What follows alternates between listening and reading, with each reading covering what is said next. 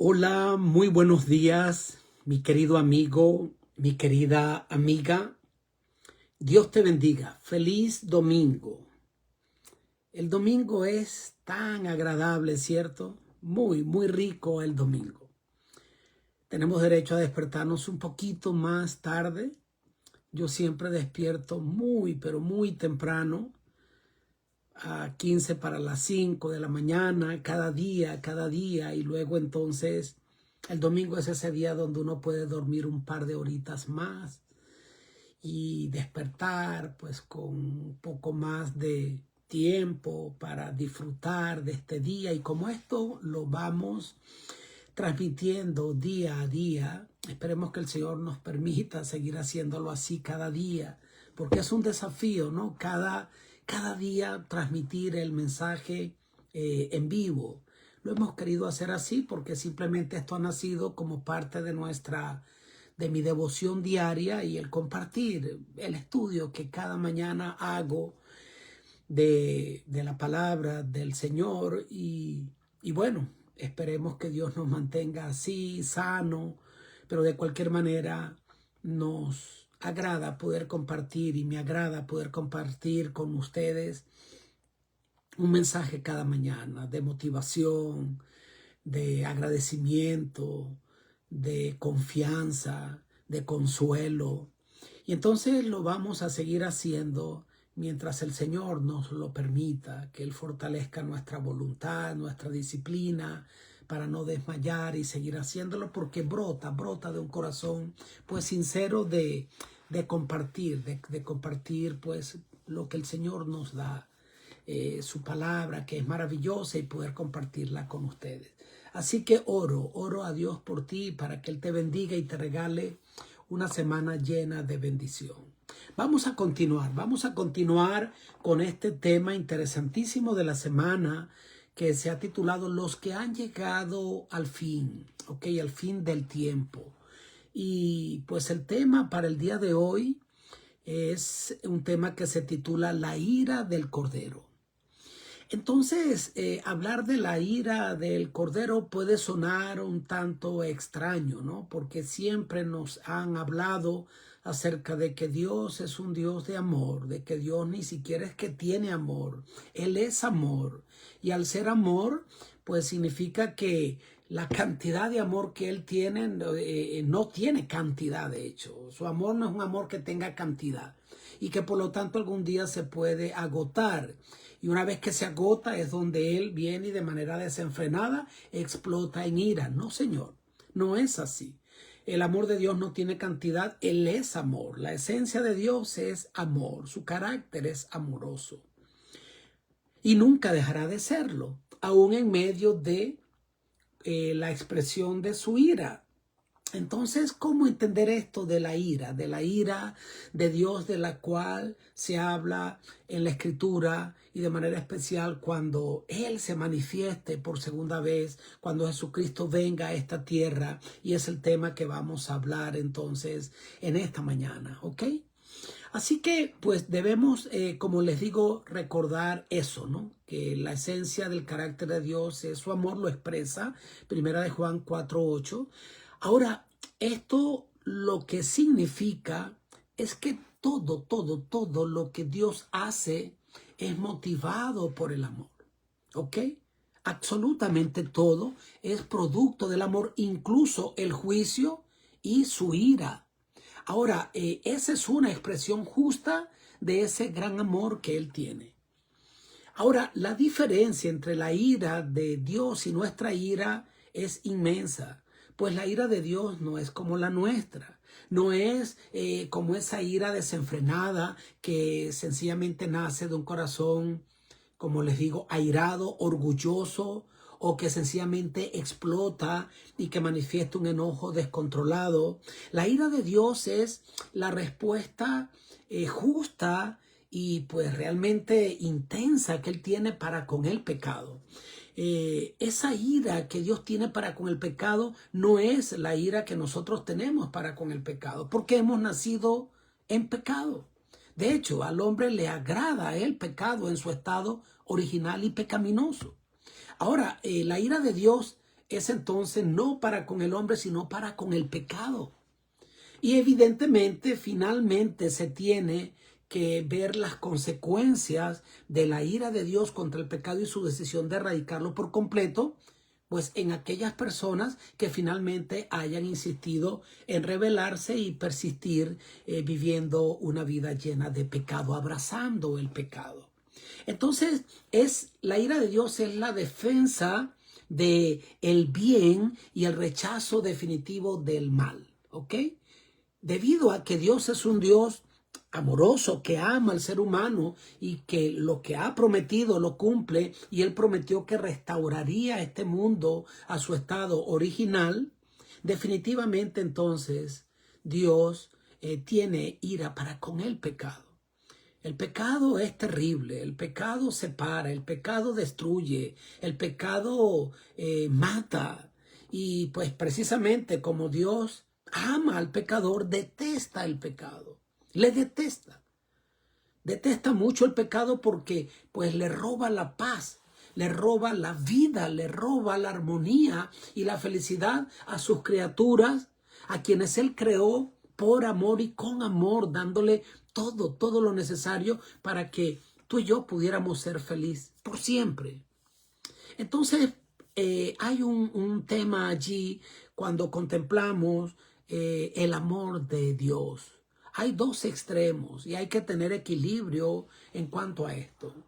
Está esa idea desvirtuada para el concepto mío, respeto el pensamiento de los demás, pero es esa idea de esa teología universalista que menciona y dice, bueno, es que al final como Dios es amor, Él al final pues a todo el mundo va a salvar y listo. Y yo tengo problema con esa posición porque entonces, no, porque yo no quiero que todos se salven, que yo sí me quiero salvar y que los demás no. Qué bueno, porque la intención del corazón de Dios es eso. Él quiere que ninguno perezca, sino que todos procedan al arrepentimiento.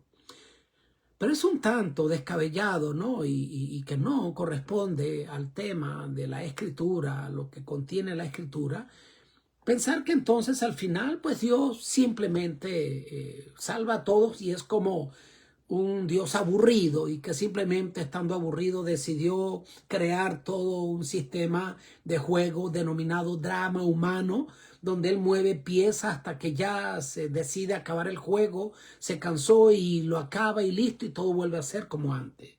Yo realmente tendría problema con ese concepto de ese Dios que jugaría, pues digamos, al drama humano y a la tragedia para después él acabar con todo y que todo vuelva a estar como antes. No es eso lo que la Escritura presenta. Entonces es una idea, un extremo equivocado, ¿no? El pensar que como Dios es amor al final, pues no importa, todo el mundo se va a salvar, hasta Satanás se va a salvar, todos los ángeles que se rebelaron se van a salvar y todo va a ser entonces como antes.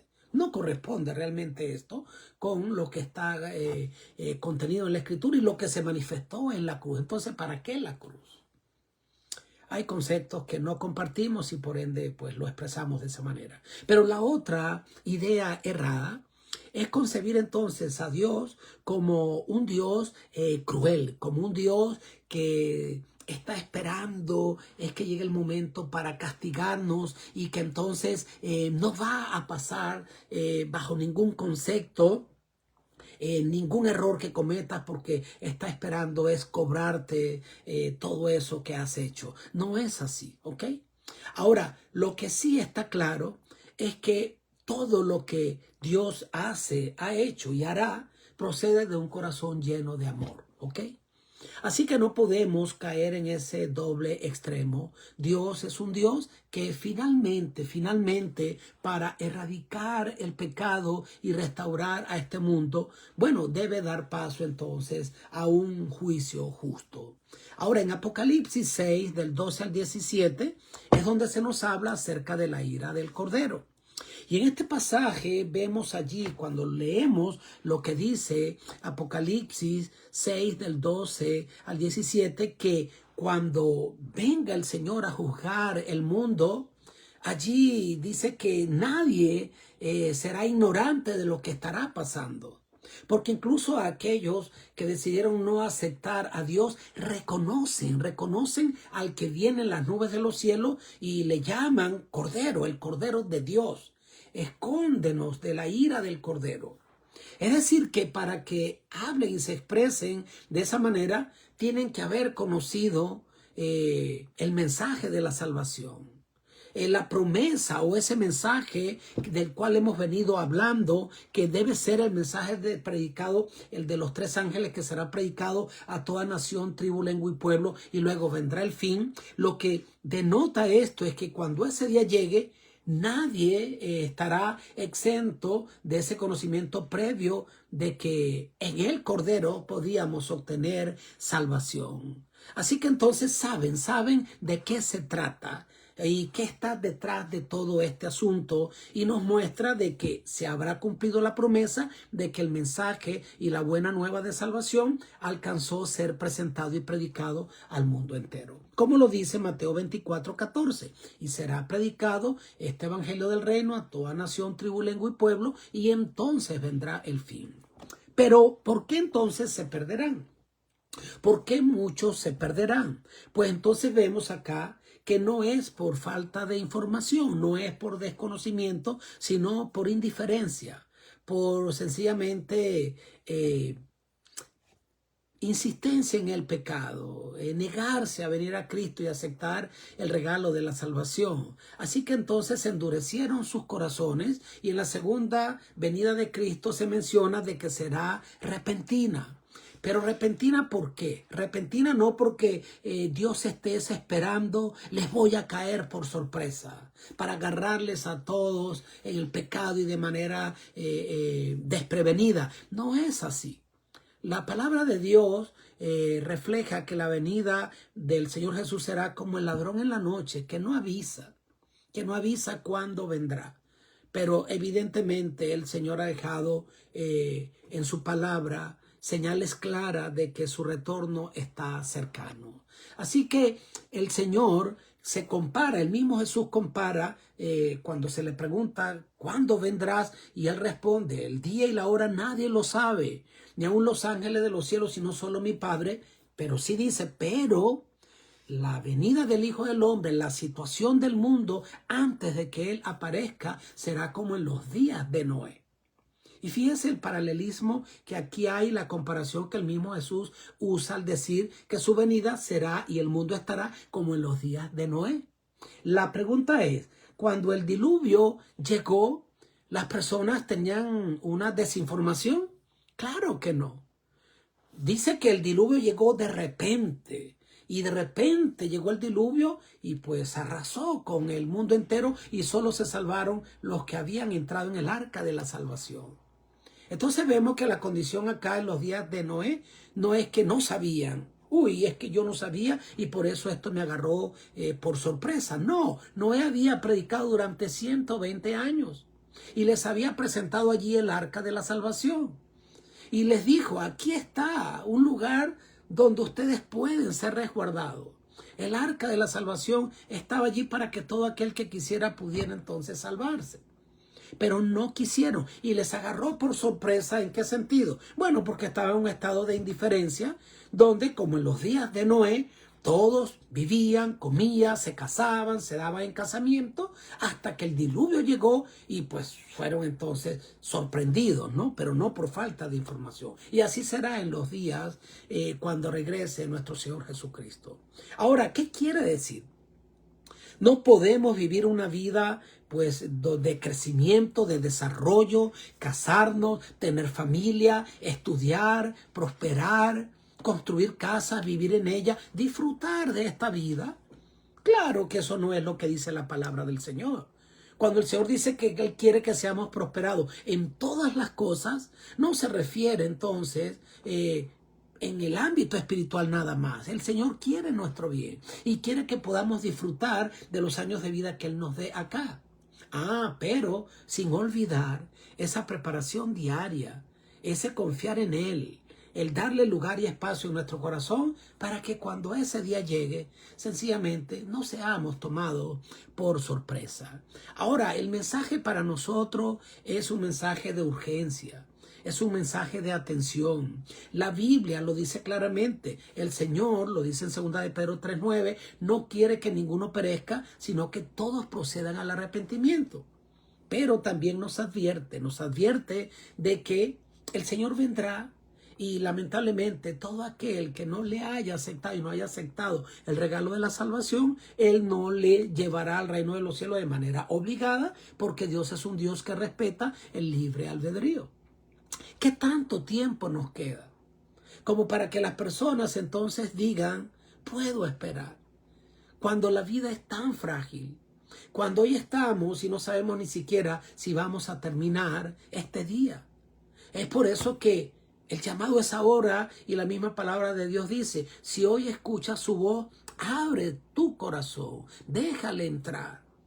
Porque allí la puerta de la gracia se cerrará, pues en el momento en el que Cristo aparezca en las nubes de los cielos, o en el momento en que vayamos al descanso. Y eso puede ser hoy.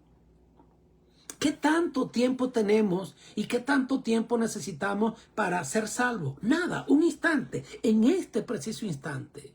La salvación puede llegar a tu vida y a tu hogar, a tu casa. Solo debes abrir tu corazón y aceptar a Cristo como el que te salva. Más nada. Es aceptarle como tu Salvador. No se requiere años y años de preparación. No, ahí está el regalo de la salvación, el cual tú y yo podemos tomar y disfrutar a partir de hoy mismo. Pero las personas lamentablemente piensan que no vale la pena, que tienen tiempo para acercarse al Señor. Y solo cuando llega el momento de la crisis en nuestra vida, de la tragedia, de la pérdida de cualquier tipo, de la salud, la pérdida financiera, allí entonces decimos, wow, cuánta falta me hace el Señor. Cuando es nuestro privilegio disfrutar de Él y de sus bendiciones cada día, cada día. Qué lindo es amar al Señor y recibir sus bendiciones y sentirnos amados por Él. Conclusión del mensaje de hoy, recuerda, Dios nos recuerda en esta mañana de que su ira no es como la nuestra, es la defensa de su amor que Dios tiene y la solución que Él entonces da frente al mal que Él dijo que no duraría para siempre, que lo va a erradicar y una vez que lo erradique no se levantará dos veces. Segundo, nadie tendrá excusa para entonces decir al final que nunca tuvo la oportunidad de escuchar el mensaje del Evangelio. Y tú me dirás, sí, pero ¿y qué de aquellos que tal vez fueron al descanso sin haber conocido este mensaje de salvación? ¿Sabes qué? De acuerdo al conocimiento, de acuerdo a cómo ellos respondieron a esa influencia del Espíritu Santo, si no tuvieron la Biblia escrita, claro que Dios se ha manifestado muchas veces y de muchas maneras, y ahora lo ha hecho pues en la persona de Cristo, que es la manifestación más maravillosa. Pero ¿qué de aquellos que tú puedes decir, pero y aquel que no tuvo la oportunidad? Claro que la tuvo, Dios les habló. Los cielos cuentan la gloria de Dios. El firmamento anuncia la obra de sus manos. Toda persona que finalmente ya haya ido al descanso tuvo su oportunidad. Y Dios les juzgará de acuerdo a la luz que recibieron, porque los juicios de Dios son juicios justos. Donde siempre prevalecerá es el amor. Yo no soy quien para decir quién se va a salvar y quién se va a perder en lo absoluto. Pero lo único que sé, de acuerdo a lo que estudio en la palabra del Señor, es que solo por la fe en Cristo podemos ser salvos. Y Él se ha manifestado a todos los hombres de una u otra manera. En tercer lugar, como dijimos, la sorpresa no será por falta de información, sino por el estado de indiferencia y lo ocupado que estaremos en nuestros propios asuntos, cosas que pues muchas, la verdad, no son para nada buenas, en cosas banales, en pecados conscientes y sencillamente un estado de indiferencia donde nunca le dimos un espacio a Dios en el corazón. Y en cuarto lugar, el tiempo de la gracia es ahora, hoy se puede cerrar. En este instante, la puerta de la gracia se está cerrando para miles y miles y miles de personas que cada segundo muere alguien en este planeta. Así que entonces el tiempo es ahora. y debemos buscar al Señor mientras pueda ser hallado, como lo dice Isaías 55:6. Así que yo te quiero invitar a que hagas una entrega a Dios hoy, mi querido. Que vayas a Él hoy con tus cargas. Que no veas el tema de la segunda venida como algo lejano, porque ¿qué son el año, los 5 años, los 20, los 30, los 50 años de vida que nos queden? Son muy pocos, son breves. Tengo 53 años en este momento y me pareciera que fue ayer que era un niño y esto ha pasado como la brisa y lo que me pueda quedar es tan solo un suspiro. Entonces, ¿qué tanto falta para que la puerta de la gracia se cierre, sin contar que hoy mismo puedo ir al descanso? Entonces el tiempo es ahora. Ok, no tenemos tiempo para distraernos, para que entonces se vaya apagando nuestra fe, ocupándonos de manera excesiva en los placeres del mundo, en las cosas del mundo que nos roben todo el tiempo y no haya tiempo para Dios. Claro que no. Tienes que darle el primer lugar a Dios en tu corazón y Él va a bendecir el resto de tu tiempo y te va a permitir tener una vida, aún en medio de un mundo lleno de conflicto, una vida agradable en el Señor, de victoria, y aún en medio de las luchas que tendremos, que tenemos, que siempre vamos a tener hasta que Él venga. Vamos a permanecer firmes y confiados porque nuestra vida está escondida en las manos de aquel que nos ama y tiene el control de todo. Así que quiero orar por ti, por favor, para que Dios nos bendiga en esta semana y nos regale una semana de victoria donde abramos nuestro corazón al Señor y le dejemos entrar y Él reine soberano en nuestra vida y en nuestro corazón. Padre querido, gracias por tus bendiciones. Gracias por tu amor infinito. Gracias, Señor, por este precioso mensaje de salvación. Tú eres amor, Señor. Aún en este día que hemos hablado acerca de la ira del Cordero, es la respuesta, Señor, a ese amor que tú tienes y al justo juicio de aquel que pronto vendrá por su pueblo para redimir, Señor, a todo aquel que desee ser redimido por Él. Gracias, Señor, por tu amor y por tu misericordia. Bendícenos en esta semana a todos, que esta palabra llegue a cada corazón, que la reciba, Señor, con agrado y que pueda entonces dejar que tu Santo Espíritu obre en su vida y en su corazón. Bendícenos, líbranos del mal, ayúdanos para seguir adelante, lo imploramos en el nombre de Jesús. Amén. Dios te bendiga, mi querido, Dios te guarde. Feliz día, chao. Disfruta de este día.